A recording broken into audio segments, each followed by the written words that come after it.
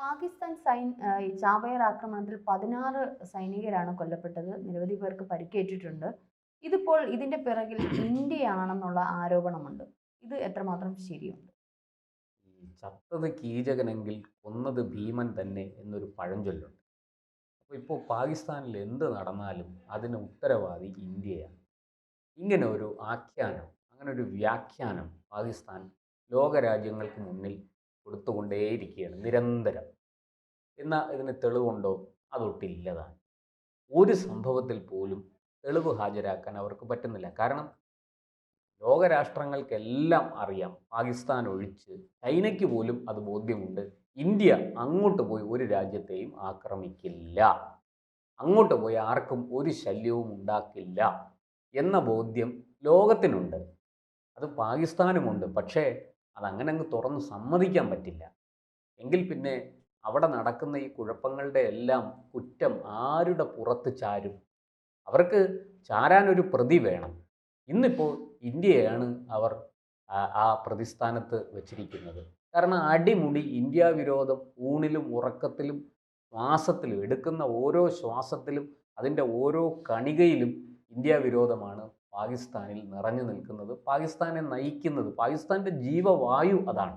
ഇല്ലെങ്കിൽ ആ രാഷ്ട്രമില്ല.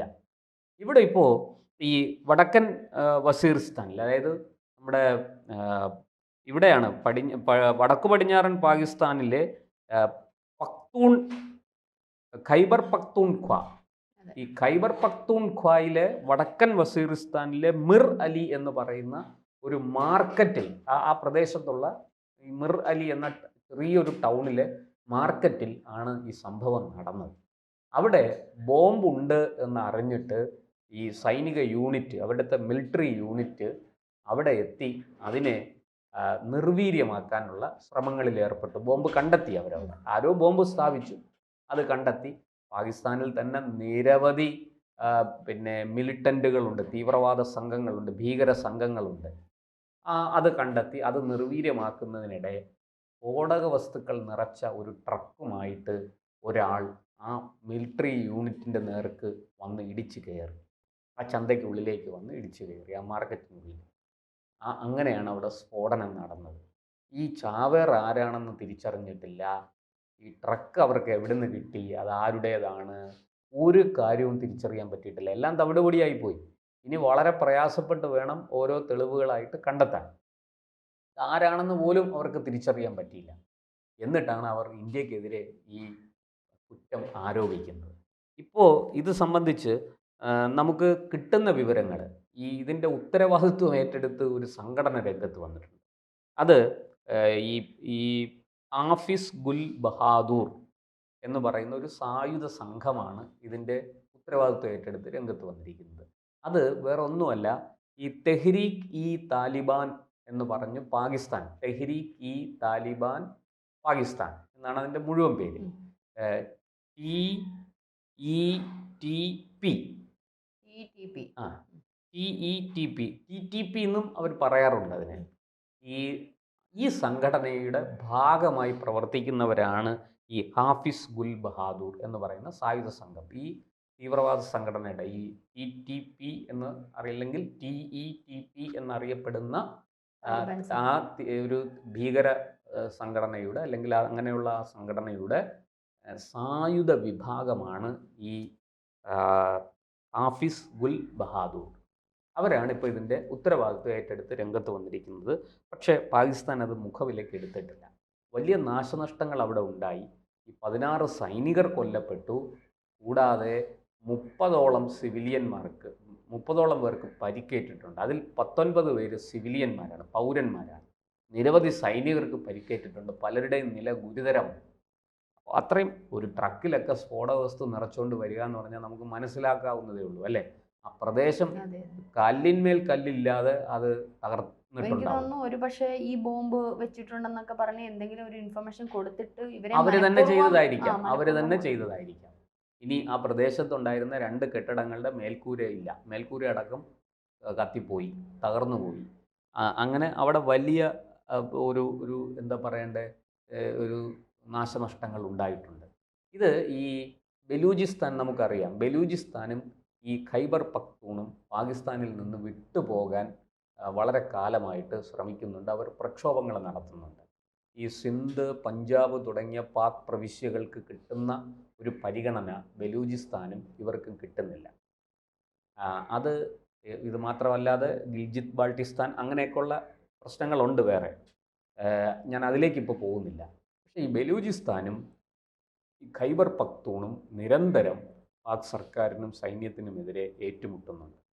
ബലൂചിസ്ഥാൻ ആകട്ടെ സ്വന്തമായിട്ട് കൊടിയൊക്കെ ഉണ്ടാക്കി അതുമൊക്കെ പൊക്കി കഴിഞ്ഞു അവർ. അവിടെ അവരുടെ ഭരണമാണ് നടക്കുന്നത്. പാകിസ്ഥാൻ ഇവിടെ ഒരു കാര്യവുമില്ല. അവർ UN-ലേക്ക്, ഐക്യരാഷ്ട്രസഭയിലേക്ക് അപേക്ഷ കൊടുത്ത് ഞങ്ങളെ പുതിയ രാജ്യമായിട്ട് അംഗീകരിക്കണം എന്നാവശ്യപ്പെട്ട് അവർ വിദേശ രാജ്യങ്ങൾക്കെല്ലാം കത്തയക്കുന്നു. ഞങ്ങളൊക്കെ അവിടെ എംബസി തുറക്കാൻ നിങ്ങൾ അനുവാദം നൽകണം, ഞങ്ങൾ ആൾക്കാരെ അയക്കാം എന്നൊക്കെ പറഞ്ഞു.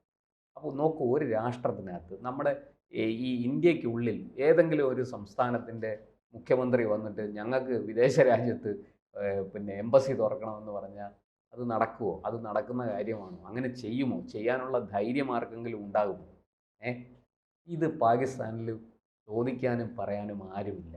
അവിടെ തിരഞ്ഞെടുക്കപ്പെട്ട ഗവൺമെൻറ്റിന് യാതൊരു വിലയുമില്ല. സൈന്യമാണ് അവിടെ ഭരിക്കുന്നത്. ഈ സൈന്യത്തിന് ഈ പറഞ്ഞതുപോലെ ഈ ആൾക്കാരുടെ ബലൂചിസ്ഥാനിലെയും ഖൈബർ പക്തൂണിലെയും ആൾക്കാരുടെ പ്രക്ഷോഭം അടിച്ചമർത്താൻ അവർക്ക് കഴിയുന്നില്ല. ഈ ബലൂചിസ്ഥാനിലാണ് ഒരു തീവണ്ടി തന്നെ തട്ടിക്കൊണ്ടുപോയി റാഞ്ചിക്കൊണ്ട്, നമ്മൾ പ്ലെയിൻ റാഞ്ചുന്നത് കേട്ടിട്ടുണ്ട്, തീവണ്ടി റാഞ്ചിക്കൊണ്ട് പോകുന്നത് നമ്മൾ ആദ്യമായിട്ടാണ് കേൾക്കുന്നത്. അവിടെ അന്ന് ആ സൈനിക നടപടി ഉൾപ്പെടെ എത്ര സൈനികരാണ് കൊല്ലപ്പെട്ടത്. എന്നാലും ഈ ഇന്ത്യക്കെതിരായ ഈ നിഴൽ യുദ്ധം, ഒളി യുദ്ധം അവരവസാനിപ്പിക്കില്ല. ഇന്ത്യയിലേക്ക് ഭീകരന്മാരെ കയറ്റിക്കൊണ്ടിരിക്കും. ഇതിനിടയ്ക്ക് അതല്ല രസം, ഇത്രയും സംഗതി നടന്നിട്ടും എന്നാ പിന്നെ ഇന്ത്യക്ക് ഒരു താങ്ങും കൂടി ഇരിക്കട്ടെ എന്നാണ്. അതെ, അതാണ് അവരുടെ. അത് മാത്രമല്ല, അവർക്കറിയാം. അത് മാത്രമല്ല നമ്മൾ മനസ്സിലാക്കേണ്ടത്, ബലൂചിസ്ഥാൻ വിട്ടു പോകുന്നു, അവർക്ക് കാശ്മീർ വേണം. ഈ ഉള്ളത് നഷ്ടപ്പെടാതെ. നമ്മളാണെങ്കിൽ എന്ത് ചെയ്യും? നമ്മുടെ രാജ്യത്തിൻ്റെ ഏതെങ്കിലും ഒരു കോണിൽ ഇത്തരത്തിലുള്ള ഒരു നീക്കം നടന്നാൽ നമ്മൾ അതിനെ ചർച്ചയിലൂടെയും സമാധാന ശ്രമങ്ങളിലൂടെയൊക്കെ പരിഹരിക്കാനാകുന്നത് ശ്രമിക്കും, അല്ലേ? അവരുടെ പരാതികൾ പരിഹരിച്ചാൽ അവരുടെ വിഷയം തീർന്നു. ഇതങ്ങനെയല്ല. ആ ബലൂചിസ്ഥാൻ പോകുന്നെങ്കിൽ പോട്ടെ, ഞങ്ങൾക്ക് കാശ്മീർ കിട്ടണം. അതാണ് ഈ പാകിസ്ഥാൻ്റെ നയതന്ത്ര പരാജയം. അവിടെയാണ്. അവർക്കൊരിക്കലും അത് കിട്ടില്ല എന്ന് അവർക്കറിയാം. പിന്നെ എന്തിനാണ് അവരിത് ശ്രമിക്കുന്നത്? ഇങ്ങനെ ഇന്ത്യയെ ബ്ലീഡ് ചെയ്തുകൊണ്ടിരിക്കുക, ഇന്ത്യയെ മുറിവേൽപ്പിച്ച് അതിൽ നിന്ന് ഇങ്ങനെ രക്തം വാർന്നു പൊയ്ക്കൊണ്ടിരിക്കണം. ഇതാണ് പാകിസ്ഥാൻ്റെ താല്പര്യം. അതിനി നടക്കില്ല. അത് 2014 മുമ്പായിരുന്നു. 2014 ശേഷം ഇനി അത് നടക്കില്ല എന്ന് പാകിസ്ഥാന് മനസ്സിലായിട്ടില്ല ഇതുവരെ.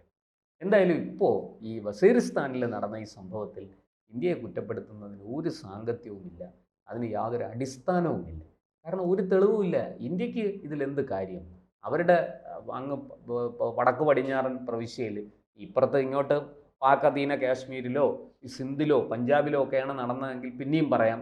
കാരണം ഇന്ത്യയുമായിട്ട് അതിർത്തി പങ്കിടുന്ന ഒരു പ്രദേശമാണ് ഇത്. ഇറാനുമായിട്ട് അതിർത്തി പങ്കിടുന്ന അല്ലെങ്കിൽ അതുപോലെ അവരുടെ വടക്ക് പടിഞ്ഞാറൻ പ്രവിശ്യയിൽ ഭാഗത്ത് വരുന്ന ഒരു സ്ഥലത്ത് ഇന്ത്യ എങ്ങനെ ഈ ചാവേർ ബോംബ് സ്ഫോടനം നടത്തിയെന്നാണ് ഇവർ പറയുന്നത്. ചുമ്മാ രാവിലെ എണീച്ച് ആകാശത്തോട്ട് അങ്ങ് ഉണ്ടയില്ല വെടിവെച്ചാൽ അതുകൊണ്ട് എന്തെങ്കിലും പ്രയോജനമുണ്ടോ? ഇങ്ങനെ ഇത് ലോകരാഷ്ട്രങ്ങളെ മുന്നിൽ സ്വയം നാണം കെട്ട് ഒരു എന്താ പറയുക, തലയും താഴ്ത്തി നിൽക്കാനാണ് പാകിസ്ഥാനി യോഗം. അതാണിപ്പോൾ നടന്നുകൊണ്ടിരിക്കുന്നത്. അനാവശ്യമായി ഇന്ത്യയെ ഉപദ്രവിക്കുക, ഇന്ത്യക്കെതിരെ ദോഷം ആരോപിക്കുക, കുറ്റങ്ങൾ ആരോപിക്കുക, ഇന്ത്യയെ പ്രതിസ്ഥാനത്ത് നിർത്താൻ ശ്രമിക്കുക. ഒന്നൊന്നായിട്ട് ഇതെല്ലാം തകർന്നു പോകുന്ന കാഴ്ചയാണ് നമ്മൾ കാണുന്നത്. ഈ ജനുവരി 1-ാം തീയതി 2025 ജനുവരി 1-ാം തീയതി മുതൽ ഈ തീയതി വരെ നടന്ന ഭീകരാക്രമണങ്ങളിൽ അവിടെ ഏതാണ്ട് 300-നടുത്ത് ആൾക്കാരാണ് മരിച്ചിരിക്കുന്നത്, സൈനികരടക്കം 300 പേർ മരിച്ചിരിക്കുകയാണ്. എന്നാലും ഈ രാജ്യം പഠിക്കില്ല. ഈ പറഞ്ഞതുപോലെ മതതീവ്രവാദമാണ് അവരുടെ നാശത്തിന് കാരണം എന്ന് അവർ മനസ്സിലാക്കി അത് തിരുത്താനുള്ള ഏതെങ്കിലും നടപടി ഒന്നുമില്ല. ഇത് നാശത്തിൽ നിന്ന് നാശത്തിലേക്ക് പോയിക്കൊണ്ടിരിക്കുകയാണ്. പട്ടിണിയും പരിവട്ടവുമാണ്, നക്കി തിന്നാൻ നല്ലുപ്പില്ല. എന്നാലും ഈ പറഞ്ഞതുപോലെ ഇന്ത്യക്കെതിരെ കടം വാങ്ങിച്ചു, ഇന്ത്യക്കെതിരെ യുദ്ധം ചെയ്യും, ഇന്ത്യക്കെതിരെ ഈ വിധ്വംസക പ്രവർത്തനങ്ങളെല്ലാം നടത്തും. അതുകൊണ്ട് ആർക്ക് എന്ത് ഗുണം? ഈ പറയുന്ന അവർക്ക് എന്തെങ്കിലും ഇന്ത്യയെ അടിച്ചു നിൽക്കാൻ സാധിക്കുമോ? ഇന്ത്യയോട് ഒരിക്കലും അതിന് സാധിക്കില്ല എന്ന് അവർക്കറിയാം. പിന്നെ ചൈനയുടെയും അമേരിക്കയുടെയും ഒക്കെ കയ്യാളായിട്ട് നിന്ന് അവർ കൊടുക്കുന്ന നക്കാപ്പിച്ച വാങ്ങി ഈ പറയുന്നത് പോലെ ഇന്ത്യയിൽ ശല്യങ്ങൾ ഉണ്ടാക്കിക്കൊണ്ടിരിക്കാൻ അവർക്ക് പറ്റും. പക്ഷേ അതിൻ്റെ തിരിച്ചടി എന്ന് പറയുന്നത് ഓപ്പറേഷൻ സിന്ദൂരിൽ നമ്മൾ കണ്ടതാണ്, ഭയാനകമാണ്. അതുകൊണ്ട് ഇപ്പോൾ ഏറ്റവും ഒടുവിലുണ്ടായ ഈ ചാവേർ ആക്രമണം അവരുടെ ഉള്ളിൽ തന്നെ ഉള്ള അന്തഛിദ്രങ്ങളുടെ ഫലമാണ്. അത് കണ്ടെത്തി പരിഹരിക്കാൻ അവർ ശ്രമിക്കട്ടെ, അല്ലാതെ ഇന്ത്യയെ കുറ്റം പറഞ്ഞതുകൊണ്ട് ഒരു കാര്യവുമില്ല.